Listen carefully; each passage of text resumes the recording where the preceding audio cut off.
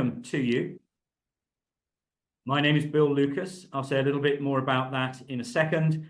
But for now, it's really a great joy to welcome you, especially after I hope you've had a lovely holiday and you're back and straight into World Creativity and Innovation Week. World Creativity Day is on Sunday, the 21st. We're thrilled that you've decided to make the time to join this Teaching for Creativity Teach Meet. And our focus will be on engaging leaders, really trying to make schools places where creativity will flourish. This session, as you know, will be recorded and will be circulated to attendees. So please make sure your mics and cameras are off unless you're speaking later on. There'll be a Q&A chance as we finish our first two presentations. So that will be the second part of our hour together.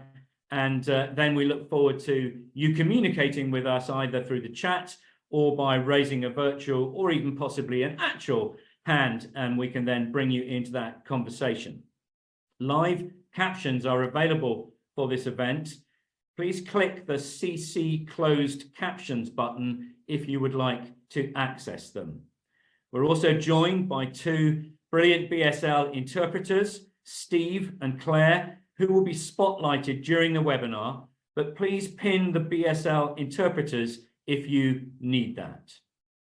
This is a collaborative-led event, and as some, but not all of you will know, the Creativity Collaboratives are a pilot action research program seeking to build networks of schools to test a range of innovative practices in teaching for creativity.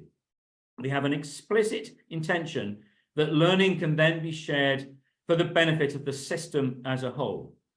Creativity Collaboratives is funded by Arts Council England, Freelands Foundation, and supports the Durham Commission on Creativity and Education. So welcome, everybody. Thank you if you've already put your name and origin into the chat. The shape of the session that we're going to run now is that I'm going to say a few words for about 10 minutes, and then I'm going to pass to my colleague, Emily Reid. Emily is the lead creative person in the northwest of England. That's a little bit grand, but it's Liverpool area, and it's the Sea Change Creativity Collaborative, one of 8 creativity collaboratives.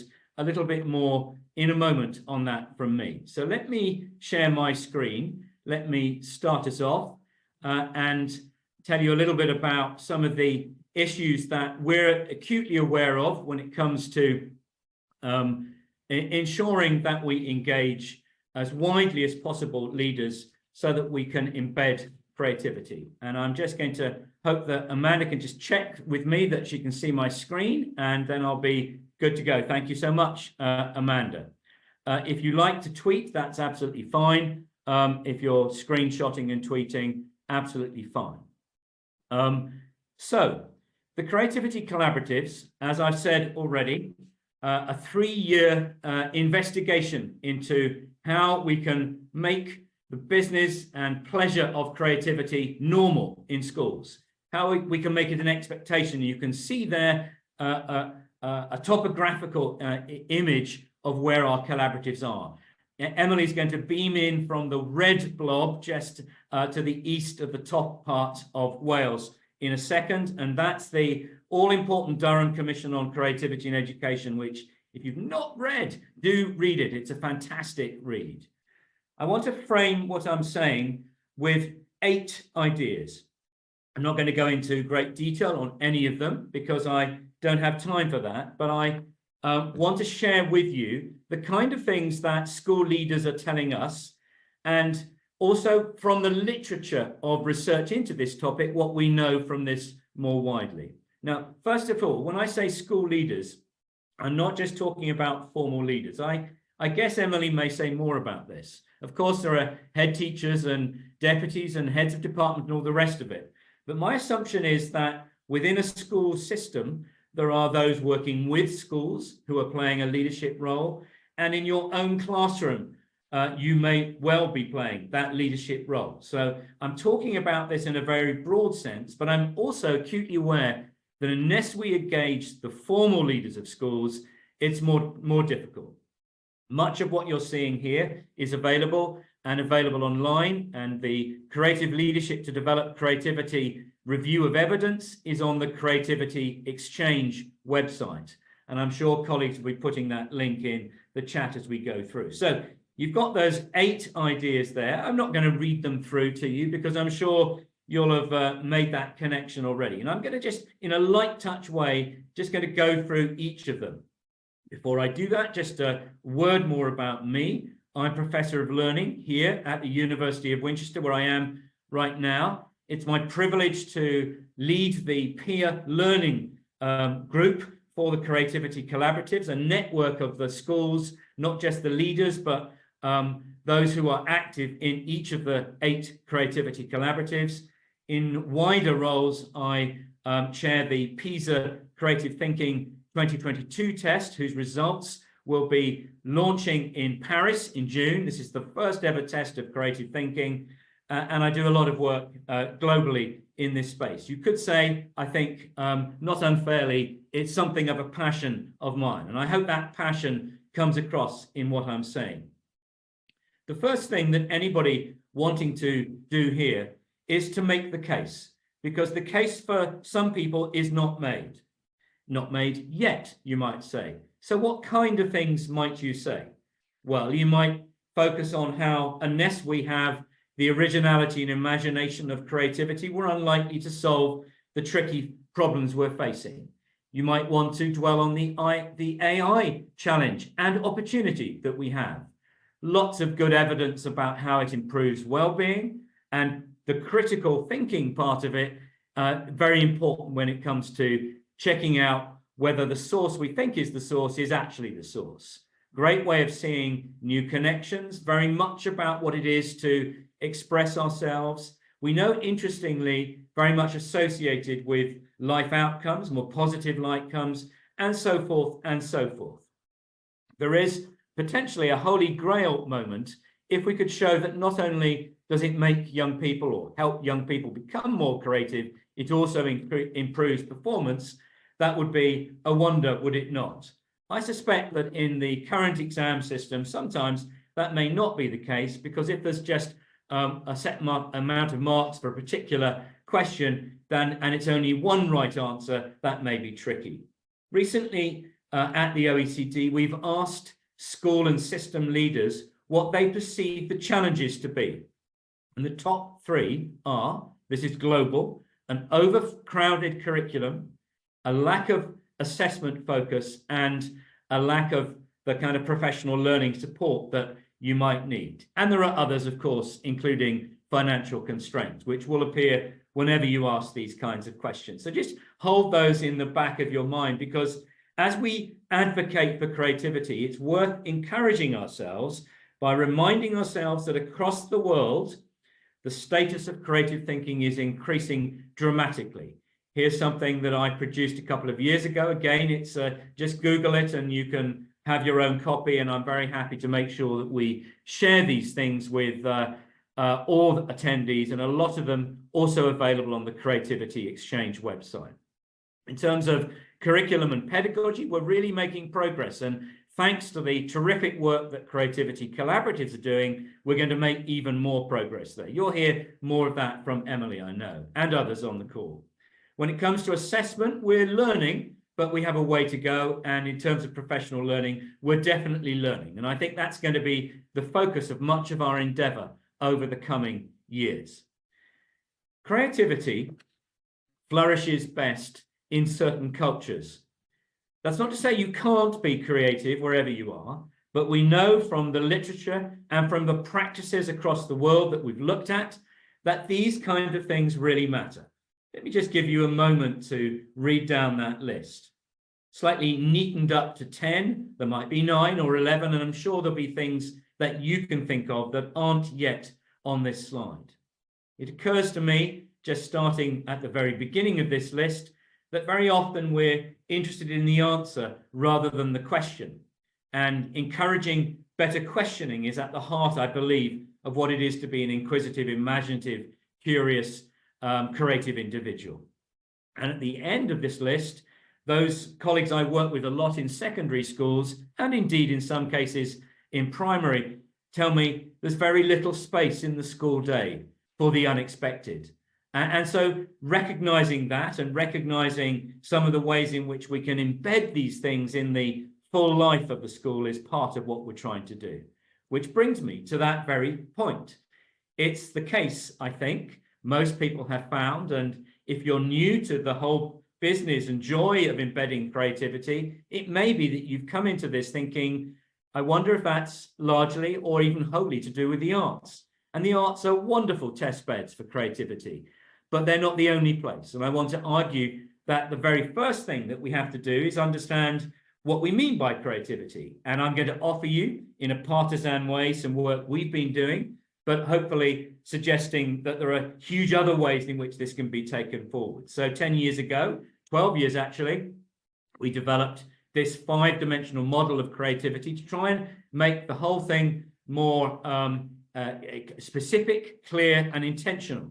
And that model has now been taken up, and this was the model that we used in the Durham Commission report as one example of a school that's well advanced. This is Thomas Tallis School in London. And here, the other side of the globe where I was a few weeks ago, this is Rooty Hill High School in Sydney. And you can see that they talk to each other. And here a Spanish version of this right down in the south of Chile in a little school in Frutillar. But the point is, this is the emergence of a common language and a real sense, a confident sense of what creativity is. The Durham Commission very helpfully distinguished between an abstract idea of creativity, the skills that we're looking for, creative thinking, and the intentional, systematic focus on teaching for creativity. Really, really helpful. And now the creativity collaboratives are flying with this. So up in the Northeast, you can see an evolution of the 5-dimensional model we developed with nice icons, really powerfully used in communicating with parents. Down in Penryn, you can see a wonderful evolution focusing on employability. And here, closer to home in my own city and the Academy Trust that we are part of, some wonderful work of Paul Sowden and colleagues trying to merge a process model with the habits model. And that's the point of all of this. We're trying to understand what creativity is and then lock it in to every subject of the school curriculum, what my colleague Guy Claxon and Ellen Spencer and I call split screen teaching. That's to say, we're thinking about how we can cross-map in every aspect of the school curriculum. And that calls for a different kind of planning and a different kind of curriculum design. Interestingly, and very helpfully, in the state of Alberta, the policymakers there have cross-mapped at the strategic level what creativity looks like in every subject of the school curriculum, including those that might not immediately be in the forefront of your thinking if you're thinking about creativity.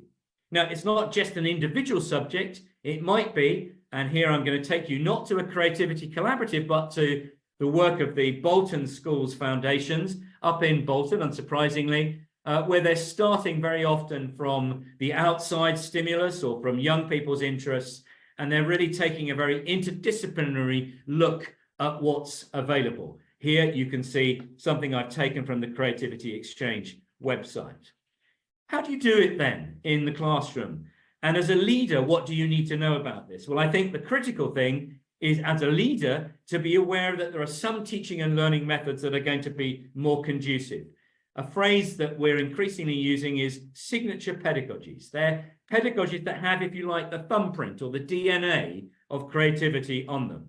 And here are some examples of the kind of work that we've been doing, in this case, mapped to our 5 different creative habits, but it doesn't need to be. It could be a very different model you're using. But you're asking and answering the question, if I'm trying to generate inquisitive kids, what kind of pedagogies might I be using, and so forth. And the publication in the middle of the right-hand side of your screen there, again, is free if you want to have your own copy. It's the result of a 4-year piece of research undertaken at the OECD. And Emily may say more about this. Some great work being done right across the piece, from Penryn right up to the Northwest here, where schools are aggregating up their excellent work and creating toolkits for their teachers to use so that there's it's making it really easy for them to choose pedagogies that are likely to work. I think, and you'll see that that PISA survey said that the second most obvious barrier, if you like, was an uncertainty as to how to evidence progress here. I think there's something that we might increasingly be thinking about in terms of assessment. And sometimes if I use the word assessment and creativity in the same sentence, colleagues are worried. You can't assess it, can you? Well, actually, it turns out you can. And I think perhaps it's easier if we use expressions like evidencing or evidencing progress, because then suddenly colleagues will see exactly why we want to do that, so that we can give teachers, give pupils feedback, positive feedback, to help them do it even better. 4 different ways in which I've seen this happening on the ground in busy schools, either led by pupils or teachers or outside experts, or of course increasingly using online versions. There's the equivalent of a creativity collaborative in Perth in Canada. And what am I talking about? In Australia, in the west of Australia. And here you can see, again, using our model, how very young children are able to articulate their progress, here using a cartoon template to articulate progress. And I think, and here's where I want to kind of move to a conclusion, I think that increasingly employers and educators, higher education, further education, are going to be wanting to see an all-round picture of what young people can do, what they know, and where their skills lie. And here at Rethinking Assessment, we've been promoting the idea of a digital learner profile. And you can see there in the top left-hand corner how you might be beginning to feature, in this case, Harriet's examples of her creative thinking. Finally, I think there's a challenge here to engage with young people in the process even more than we currently are. And you may again hear more of this from the wonderful work that Sea Change has been doing, engaging with student creativity councils. And finally, often this can't be done on our own. There are lots of colleagues on this call who are helping schools with this important work, and we welcome and embrace that partnership. And it's the kind of thing that is featured so loudly, so powerfully in the creativity collaborative work to date. Every one of these 8 creativity collaboratives is working with a range of stakeholders and a range of partners. Some of you on this call will recognize yourself from that image. I think it was when we were up in Nottingham. There's some work we produced earlier, if you're interested, and at the end of the call, Nia Richards will signpost a little bit of that more for you. But that's my time. Thanks so much for listening. Let me come off the sharing, and let me invite my colleague Emily to pick up the baton from there, and then we'll stop and share our questions and our thoughts. Do use the chat, please, whilst Emily is speaking. Emily, the floor is yours. Afternoon, everybody. Thank you. Wow, so much there, Bill, that you've talked about, and I could probably be on a webinar for 3 hours talking about the work that we've done over the past few years. So it's quite hard to distill everything down to 10 minutes or 15 minutes, but I'm going to try my best. So yeah, my name's Emily Reid. I'm assistant head at St Bernard's Primary School, which is the lead school for Sea Change. We have 11 schools in our collaborative, some from early years, alternative provision, primary and secondary.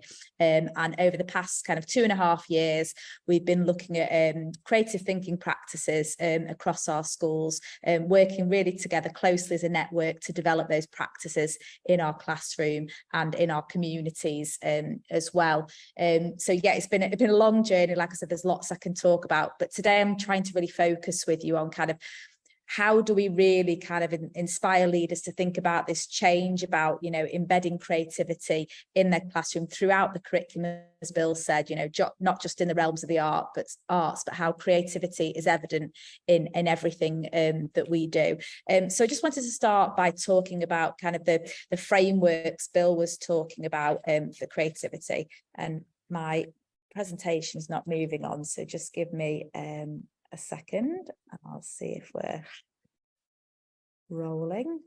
Let's try one more time. There we go. Fantastic. It's working now. Yeah, so thinking about the frameworks Bill showed you before, what our schools have done is they've really focused on making sure that creativity is the kind of golden thread through what they do in terms of their school development plans, their vision and their values as well. So a lot of our schools have taken the 5 Habits framework and built their own frameworks around this, which is relevant to their context, to their school community, to their teachers and to their young people as well. And what we've done collectively is create this shared language, which is so important when you're thinking about embedding creativity, is that, you know, everybody is in reality kind of singing from the same hymn sheet, talking about the same thing and really understanding. Bill showed before that definition from the Durham Commission about what creativity is and what creative thinking is.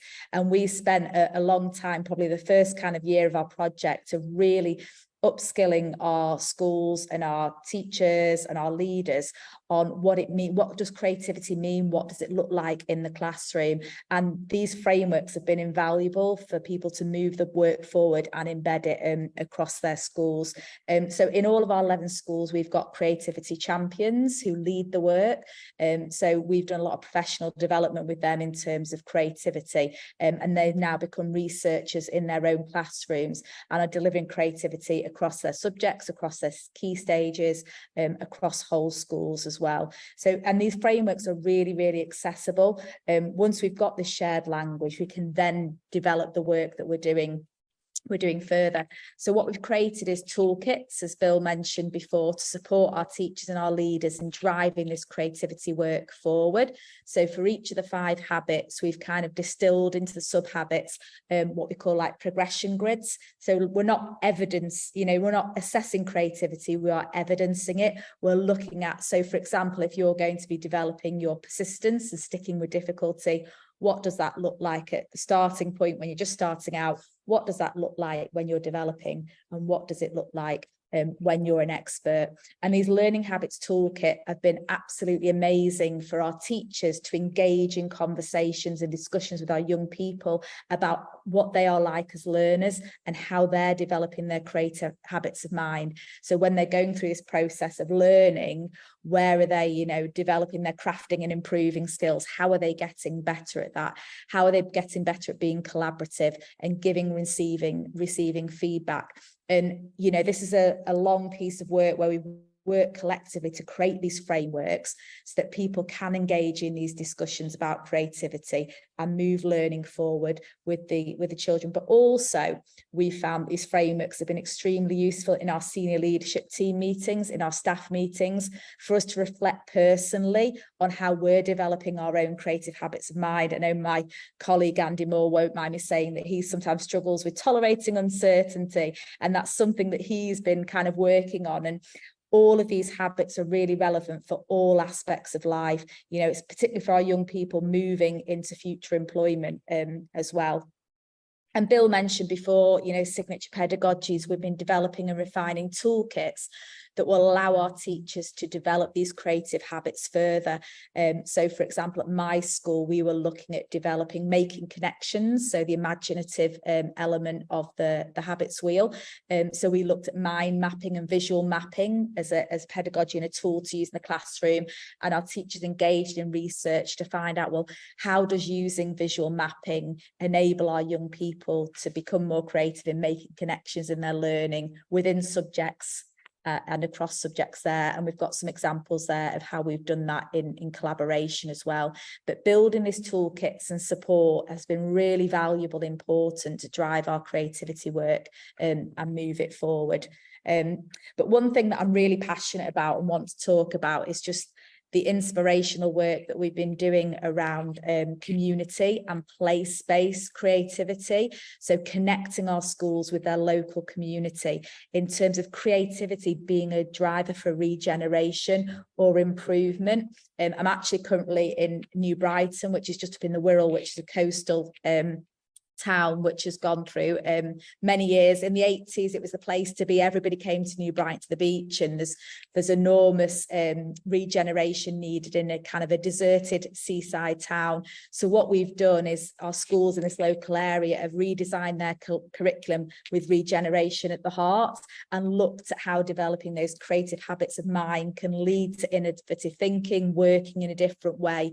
So what we're thinking about is creativity as a tool to think about schools without walls, going beyond the school boundaries and going into the community and bringing people in and taking the young people out there.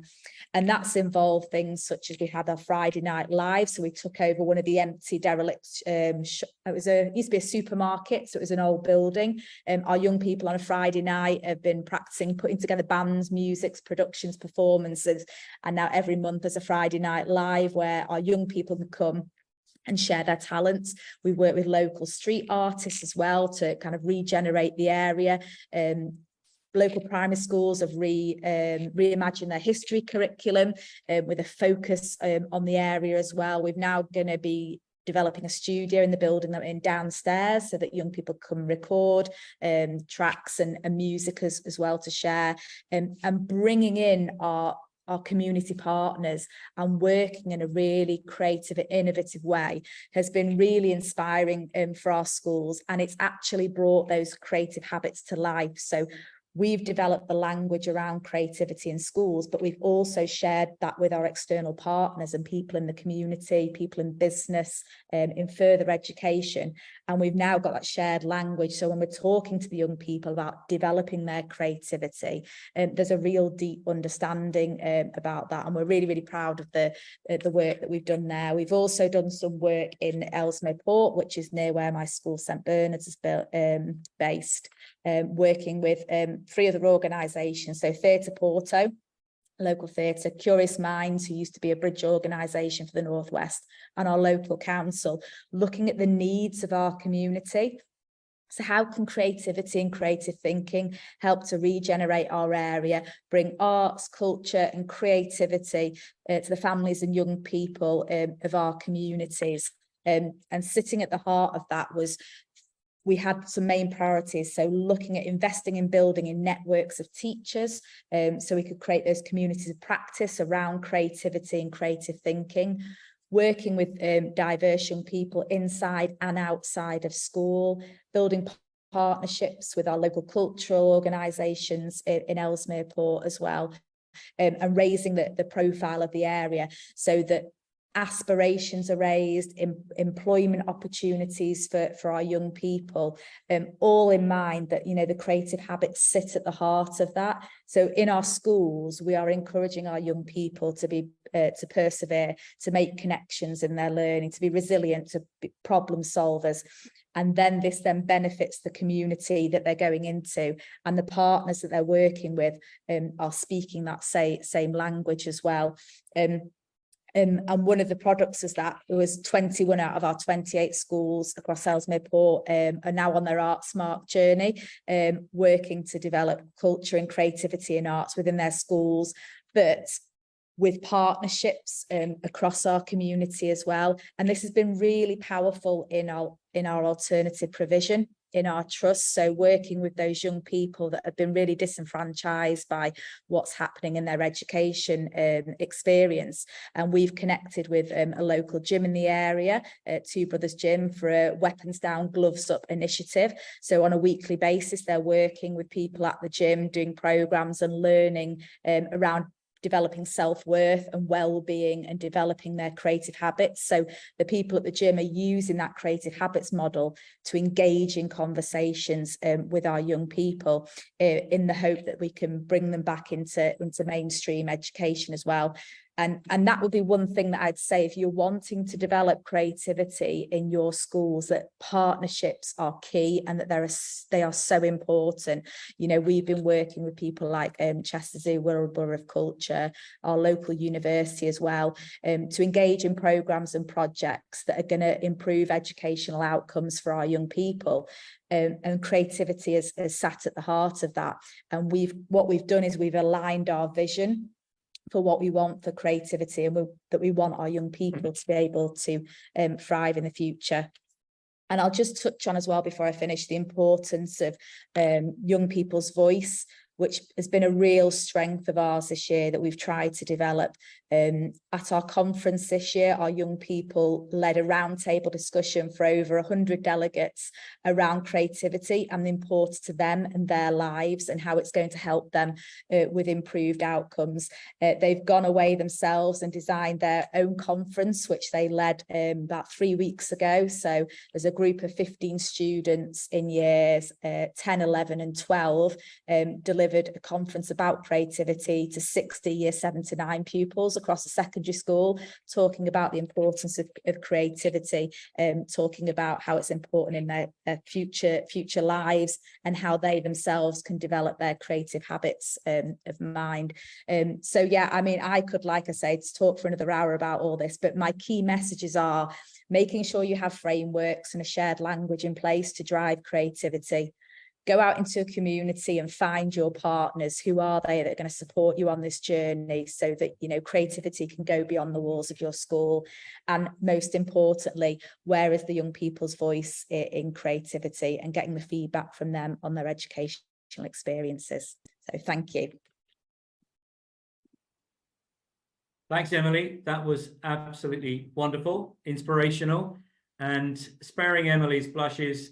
The brilliant work that Emily is doing is, of course, just one of 8 brilliant clusters of excellence in teaching, learning, leadership, all the things that we're talking about. So I'm also thrilled that we've got some questions coming in, and I've got a few colleagues ready, I'm hoping, to jump in and perhaps start the responses to what you've heard, but I've got plenty of questions ready if we need them. And I'm wondering, because I can't see with the screen layout whether she's with us, but I'm hoping that my colleague Marnie Seymour might be somewhere. Yes, she is. Marnie, what are your reactions and what are your top tips for engaging leaders so that we flourish? And you're looking as if you're under. I know, I do look like I'm underwater. I've got a blue blind that goes across. That's very good. I love that. It does look like I'm underwater though, so I'll probably. It does, yeah. Like a Smurf or something. Sorry, so the question, Bill, was reactions. Any reactions, and what are your kind of top thoughts for engaging leaders so that creativity can flourish? And then I can also see Peter on the sheet even, and I'll come to him in a second. Okay, so reactions, Emily, really interesting. And I did have to come in late because I've just been leading a session for school leaders, but I'm really interested in the pupil voice aspects, actually, because I think it's one of the things that probably in our collaborative we haven't done as well. Ours is exclusively primary, so it's not secondary, but it is something that I think we are thinking about at the moment, actually, about how with our teachers and our teacher research group, how we can get that pupil voice. And we've got some kind of initiatives in the pipeline that we're trying out at the moment to try and really get that pupil voice. So that I think is fantastic. Key learning points for us, I think we know, Bill, don't we, that the biggest challenge, I think, in leadership is around changing behaviours in meaningful and lasting ways that go beyond projects and go beyond this short-term kind of, it's all really exciting at the moment, what happens in a year's time, in 2 years' time, in 3 years' time. And I think we've probably learned, working with our leaders, 4 key themes I think have really emerged for us as being really critical. One is that the schools that have made the most progress with us over the last 2.5-ish years have been where there's been a really strong alignment between the leader's vision and the existing culture in school and what we're aiming to do. So we've had other schools that have gone and kind of got involved and gone, oh, that's quite interesting. But actually that buy-in, that really genuine buy-in from leaders has been really important for them to really move things forward and for it to get really established in schools. I think that's the first thing. The second thing is that kind of really critical role of leaders in terms of supporting leaders to very deliberately have that strategic vision and planning. So very deliberate strategizing around creativity in their schools. So deliberate action planning, it's in the SIP, governors are involved, it's at that level. When it's at that level, it goes beyond the individual teachers, because in some of our schools, we've got some really enthusiastic teachers who are doing amazing things, but it's really restricted to their classrooms, and it hasn't become whole school in the way that it has in some of our other schools. And that's been really significant. So getting those leaders together to talk about, so what do we do at the strategic level that moves this beyond actually just sitting in individual teachers' responsibilities? So that's been really, really significant. And then, of course, that getting buy-in from all your staff and really empowering staff. I think head teachers sometimes forget that power differential, and they think they've given teachers permission, but the teachers haven't really heard it. So the heads that we're working with are saying, yeah, the teachers, of course, they've got permission to do this. And the teachers themselves, when we're talking to them, are going, oh, I don't know if I'm going to be allowed to do that. So they're not, the leaders are saying one thing, but the teachers aren't always hearing it. So I think the leaders being really overt in that permission giving has been really important. So the teachers are really hearing that, and that actually the leaders are publicly acknowledging and praising the small wins. So the teachers are going, okay, I really genuinely am allowed to do this. I think that's been really important. Brilliant. Thank you so much, Marnie. And it's sad but true, isn't it? But some of our colleagues feel the need to be given permission. And I'm thinking back to the beginning of our 3 years together. It was an oft heard cry that somebody would say, you know, is this really okay? Is this, do I need to get that extra permission? And I think one of the really exciting things is the level of confidence at all levels of schools that you're describing, Marnie. Thank you so much for that. Now, Marnie comes from the Winchester area, and it's entirely primary. I'm going to get to Peter, who's in the London area and has a blend of secondary and primary. Peter, what are your reactions and what are your thoughts? Hello from London. Nice to be with you all. So we're a group of 13 schools in a very sort of soft alliance of, so it's not linked to any sort of math or anything. So primary, special, secondary and sixth form. I suppose the most important thing is to get head teacher buy-in. I suppose we built this alliance based on professional working relationships that we had through teaching school work that we did, or through the maths hub. So they trusted us to take some risks. So head teacher buy-in was very important to us. And they needed to be pretty confident, I suppose, head teachers, to be able to zoom out rather, to look at their curriculum and take some risks, and confidently, like you say, empower their teachers to step back and try some things out. It was also very important to us that, particularly during year one, that we got the message that it wasn't about dance, drama, music and art, although those teachers have got a great deal to offer in terms of developing creativity, but it was about developing creativity across the board in all sorts of subjects. So one strategy that we've used in the latter half of the project is we've insisted that the projects were not in those 4 subjects, and that's really bears quite a bit of fruit in terms of really developing people's understanding of what creativity actually means. Also, in terms of selling creative thinking and thinking skills is much easier for lots of people to buy into. And even parents can buy into that. They can see the bigger picture about employability. Collaboration has been really, really important to us, and we're used to doing it through the Maths Hub, but other schools are less used to doing it, and they've really enjoyed doing it. So we've set up groups within schools and across schools, and working with the National Theatre, and also importantly working with STEM organisations like the Wellcome Collection. And also being super encouraging, because actually to stick with a project like this over 3 years, it has really tested everybody's resilience to keep going. So we've had to keep going with our different strategies, introducing new partnerships, introducing new opportunities. So it's really tested our resilience. But I am happy to report that teachers and head teachers are talking about their pupils enjoying lessons a bit more. And that has been very exciting to see, to hear that word, and it's not getting lost in just an exam race, actually. So that will be my points I'd like to raise, Bill. Thank you. Thanks so much, Peter. And as you have the privilege of working across primary and secondary, I wonder whether you've noticed any distinguishing features between how it lands in a primary as opposed to how it's landing in your own secondary school? Primary schools are much smaller. Change can happen faster. Again, a dynamic head teacher with a couple of deputy heads who kind of get it. They can make things happen sooner.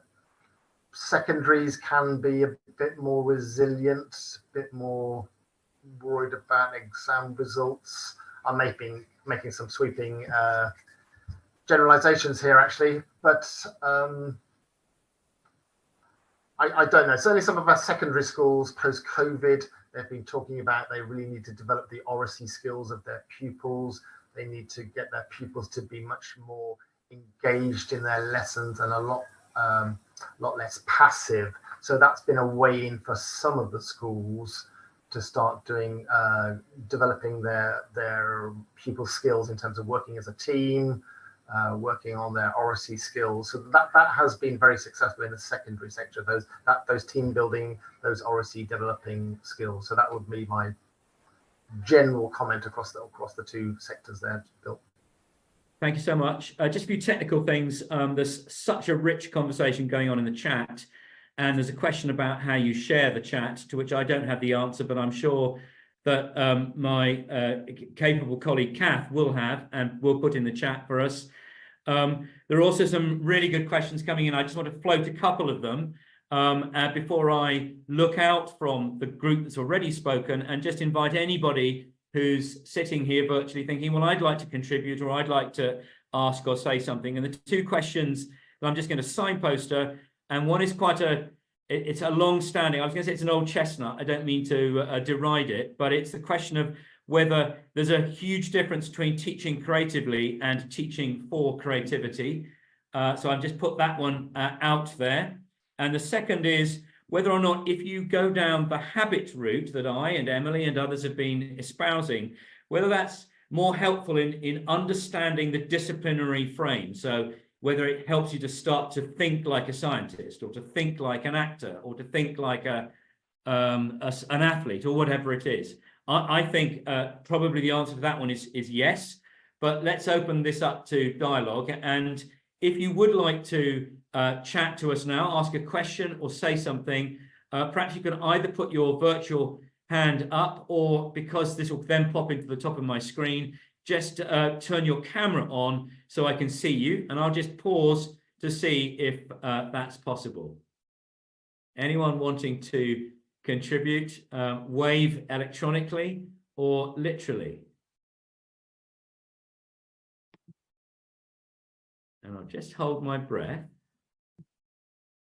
But don't worry, I know somebody who's going to be asked a question, and that person is Emily. So Emily, let me ask you, with the work you've been doing so meticulously on habits, are you seeing that that's beginning to spread to different subject disciplines, and people are beginning to think like that discipline? And hooray, I can see Pam's got her hand up in a minute. Emily. Yeah, definitely. So what we've been looking at is, in terms of the habits, is what those look like in different subjects. Where's the natural connections, so because traditionally people, think about creativity in the arts, but thinking about in science and maths particularly. So I think, there's a real strength there in identifying, when you're thinking about collaboration or exploration or asking questions or creativity, that actually you can apply it in any subject across the curriculum. And what it's doing as well, it's you talked before, didn't you, Bill, about the split screen learning, the split screen planning, that staff have become really au fait at just being able to think about, yes, this is the national curriculum that I'm delivering, but this is also the creative habits that I'm working on simultaneously. So we're not doing an hour of geography and 20 minutes of learning how to be creative. It's interwoven. And I think the frameworks that we've given the staff to help them with that, and the signature pedagogy toolkit, has really made a difference. Thank you. And I mean, I just add to that every classroom and workshop and studio and school grounds, they're all different, aren't they? They come with their context and with their expectations. And I think there's a bit of an old chestnut that is creativity specific to an area, or more general, sometimes referred to as it domain specific or domain general? And the answer, I suspect, is it's both. And we're certainly seeing from Creativity Collaborative's work that the expression of your creativity in maths might look and feel slightly different from your expression of your creativity on the sports field or in the drama studio. And I think that's exactly as it should be. Pam Bernard, it's lovely to see you here. I hope I'm about to see you. You've got a question. I have unable to start the video. It won't let me show myself. Well, we can hear you anyway, Pam. Okay, that's enough then. That's probably more than enough. Thank you so much. I want to ask a question around what are you seeing that's changing in terms of pedagogies and the way curriculum is changing, either in the planning stage or in the implementation stage. And I ask this question because everything is changing so rapidly and no more rapid than the children themselves, students, because of the sort of rapidly changing material conditions of children and young people's socio-ecological worlds.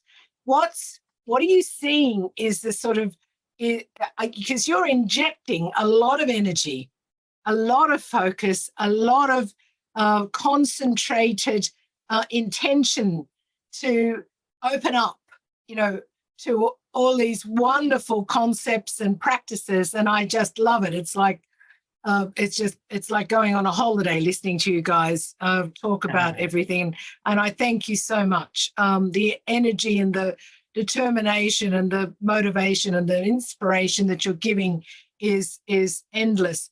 But children's lives, young people's lives are rapidly changing. The material conditions, everything is changing so rapidly. What are you seeing? Okay, great question. And because she's being modest, Pam is Professor of Creativities at the University of Cambridge. And I can see there's a colleague from the University of Cambridge Primary School down the road here on the call, which is brilliant.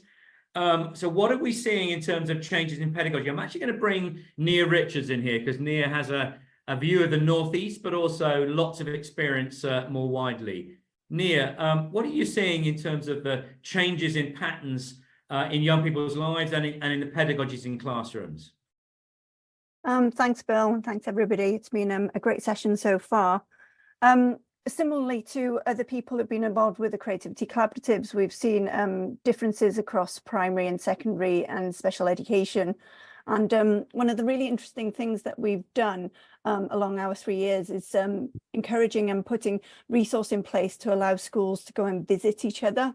And that's been really impactful in terms of thinking about pedagogies and practices, and particularly around what's been really interesting is the special education needs pedagogies. We've had schools collaborating, for instance, a primary school who've got a high level of special educational needs, really having their eyes opened to different sorts of pedagogies that they hadn't really explored before. Many of them, interestingly, have really developed their kind of confidence in terms of outdoor learning, thinking about, we haven't just got forest schools within the collaborative anymore. We've got beach schools. We've got, as Emily said, schools really thinking about communities. So we've got Camas Primary School who've developed partnerships with the local camera club and the local archaeological club. And that's really then developed the practice within the classroom from working with kind of the range of opportunities that's available to them. But the work's ongoing. Secondary schools, a bit differently in terms of the kind of partnerships that they've developed. Their partnerships have been around universities and really thinking about subject-specific pedagogies, working with engineering departments in the university, working with Annick Gardens. And one of the really interesting conversations we've had recently, between the schools and these partners, is around accidental conversations and accidental learning. And that's been a really lovely thing recently in terms of schools really sort of changing their ideas about kind of, yes, planning obviously is important, but just leaving room for having those conversations, exploratory conversations, and how that then impacts pedagogies in schools. Brilliant. I think that leaving space, that was on the slide I was using in terms of culture, so important. I'm also noticing, in answer to Pam's question, a shift, and it's more at primary than it is at secondary, or if it is at secondary, it tends to be in Key Stage 3, to framing a lesson around a really deep question or problem, as opposed to framing a lesson around the syllabus per se, largely dominated by the demonstration, very appropriate demonstration of knowledge, but answers rather than questions. I endorse the move to the off-site or the outdoors or the in the community. I think this movement is really bolstering that. And I think there's also a sense of a greater authenticity in some of the tasks and activities. And Emily was describing a number of those. There's a very nice phrase that a couple of researchers known well to Pam and me, Ron Baghetto and Vlad Glavino, have about the pedagogy of the possible. And I think this possibility landscape that we're in is very importantly part of the shift that we're in. So we're moving towards, but not quite there yet, the conclusion. And I've got a number of other things that we're going to do. We're going to, in a moment, I'm going to ask Kath to run a poll for us about the format of this, just to check that this is meeting your needs. And I'm also going to bring Nia back in to share some very interesting work, exciting work that she's leading. But before then, I just want to see if there's anybody else sitting there who hasn't yet had the chance of hearing their own voice, who's got anything that they're busting to say or busting to point to in the chat. So I'll just pause and look again and watch out for electronic hands or cameras suddenly revealing you.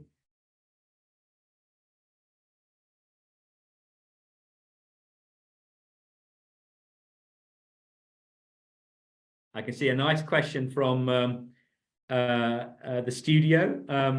And the question, let's end with this one. The studio has raised her or his hand. The studio, do you want to reveal yourself and actually speak your question, or are you happy with it in the chat? I'll leave it in the chat.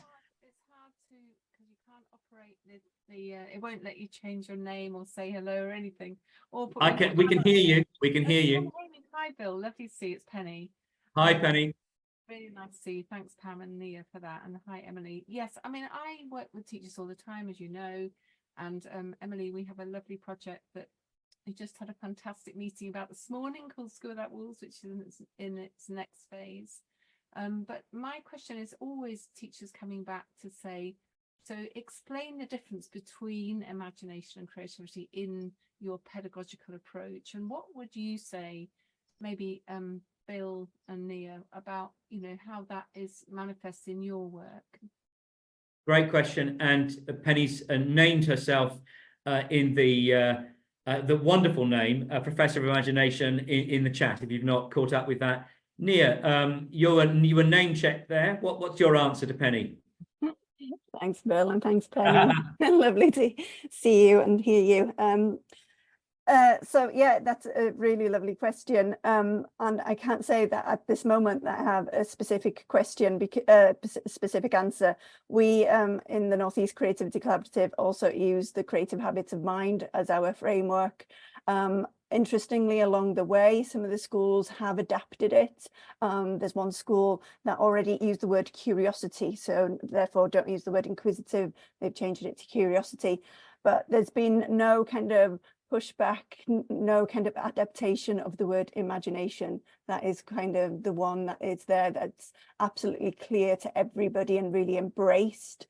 You know, persistence, disciplined are ones that perhaps people not struggle with, but, you know, really have to think about the intention of what those words mean and the definitions of those. But I think imagination out of all of them is the one that's embraced first and foremost. Thank you. And my best go at the moment in answer to your very good question, Penny, would be that the expression of imagination can all too often lead to a one right answer fest. And I think one of the things I'm noticing about skillful practitioners here is that they recognize that your first thought is very rarely your best thought. and therefore it cuts into the development of the imagination, a process approach. So it's much closer to design thinking, I think, in what we're talking about here. The second part of my answer would be that imagination is expressed holistically, and we tend to, or sometimes can be, limited by thinking of imagination in the head space, when of course it's heart and hands as well. And I think there's, I would say, an embodied expression of imagination in those practitioners who are really exploring this brilliantly. But our time, oh, Nada's just slipped in under the radar. Nada, do you want to say something? Then I'm going to go back to Nia, and then we're going to have our poll. Nada. Hi, sorry, I was driving, so I couldn't. Well, I'm so pleased you didn't if you were driving, but very nice to see you. Nada, what would you like to say? So as part of my PhD project, I'm looking at whether creative teaching approaches can promote students identifying with their work. So specifically thinking like an engineer or acting like an engineer. Is there any research or any papers that you would recommend me reading on? Oh my goodness, are you just teasing me, Nada? I'm just writing something about this at the moment, and is Lynn Bianchi one of your supervisors? Yes, she is, and so is Deb McGregor. Well, you're in the right place. So the Primary Science Centre in Manchester is just fantastic, and very happy to have a conversation offline about that. There's a growing interest in the co-location between things engineering and scientific and things design and creativity. So there's lots of David Cropley in Australia doing some lovely work on this too. Pam may have ideas, and I'm sure, or Penny, and pop them in the chat. So Nada, I'm just so pleased to see you, and that you're not driving, and that you're safe. And I'm now going to just invite Nia to say a few words about some of the fantastic work you're leading, and then we're going to bring this to a close with a poll and a thank you. Nia. Thanks, Bill. I will be quick. So I'm the Director of Creativity, Culture and Education. We've been working for 16 years developing creativity in schools, and we are really fascinated by the leadership angle on this. You know, now I'm thinking about Penny's question a bit more. I'm thinking obviously of the space of imagination and leadership, and that vision setting is absolutely key. So we've got a website, leadingforcreativethinking.org, that's in development, and we're building a community around it because we know that we're not the experts, and we are wanting the community to build this with us. So please do have a look, sign up for the newsletter. And just to let you know quickly that next Monday, the 22nd of April at 4 p.m, we're hosting our next monthly community session with Emily and her colleagues, Andy Hodgkinson, Associate Professor at the Centre for Educational Leadership at UCL, and Andy Moore, CEO of Holy Family Catholic Multi-Academy Trust. I'm going to pop the link to that event in the chat. Thank you very much. Hope to see you all soon. Very good. Now we're just a minute away from our end time, and I'm hoping that somebody is going to launch a poll which is going to ask us our opinions. Just like that. So would you be so kind as to, it will not take you too long, have a go at answering. There are 2 questions here.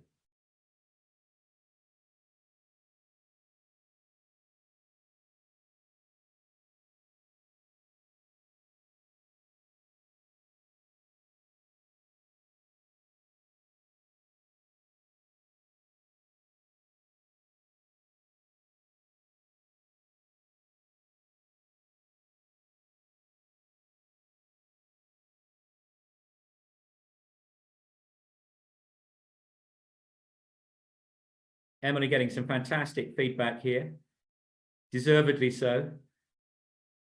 But so's everybody, because there's a nice answer that says all of the above. And so I'm sneaking in under the coattails of all of the above.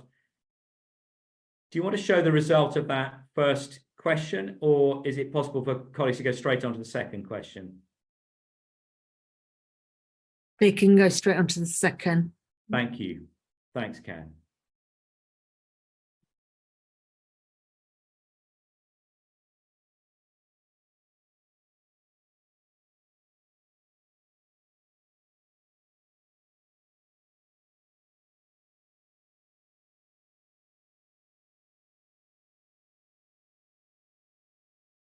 Very willing there. Going. Another few seconds, and then we'll close the poll. Okay, would you like to close the poll and share that?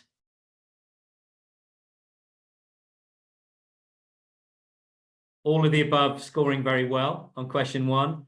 And a big round of applause to Emily for her brilliant presentation. And question 2. You just need to scroll down for that. More speakers, more time.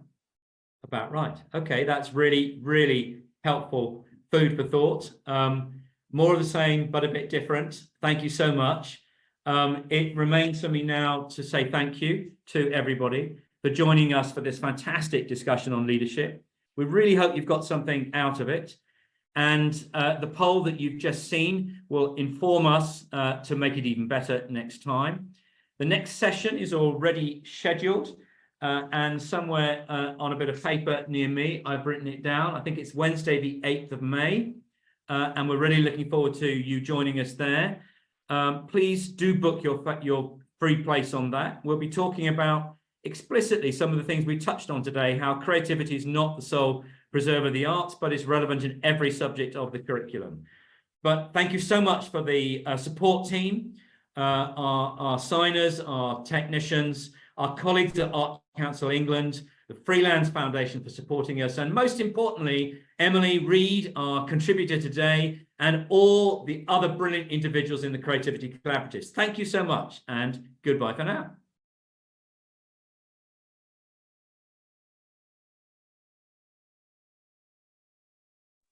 Thank you.